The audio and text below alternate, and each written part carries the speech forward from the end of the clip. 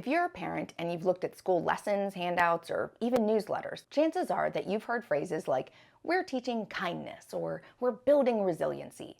Or maybe you noticed that evaluating competencies has shifted from measuring academics to include softer skills, like self-awareness or responsible decision-making. If you've heard any of these phrases, or anything like it, you have encountered social-emotional learning, or SEL. Welcome to M4L Academy, the school for moms, dads, and grands who want to defend and preserve liberty, with a special focus on topics that impact kids, schools, and parental rights. Now, SEL sounds harmless enough. In fact, it actually sounds really good.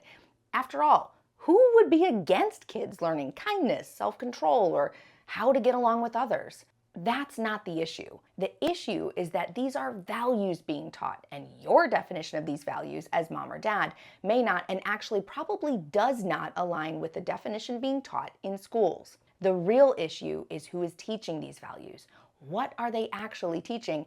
And what is the opportunity cost? Because SEL has expanded way beyond just teaching Johnny not to hit Susie into more screeners, more surveys, more time spent on feelings and identity. And all of that more requires less time spent on reading, writing, math, science, history, academics, actual learning.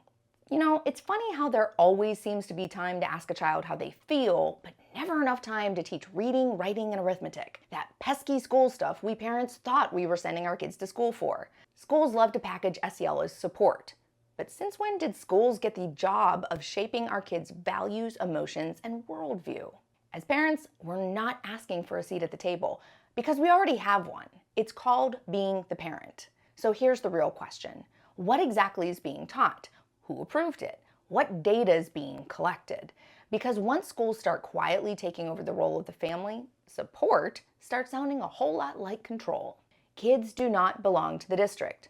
Moms and dads do not need permission to parent. And schools do not get to redefine their job and call it helping. Stay in your lane, schools. Focus on academics, and maybe then we can talk. But probably not, because parents should do the parenting, always.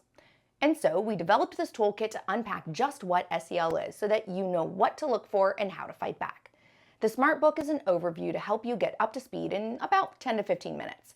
Then check out our expert interviews and presentations to learn more. And when you're ready to go really deep, check out the rabbit hole for recommended reading, videos, articles, white papers, and more. At M4L Academy, we educate you on the issues and equip you with tools and resources you need so that you can become engaged citizens, not enraged activists. Be sure to check out the resource library for other toolkits, trainings, and more.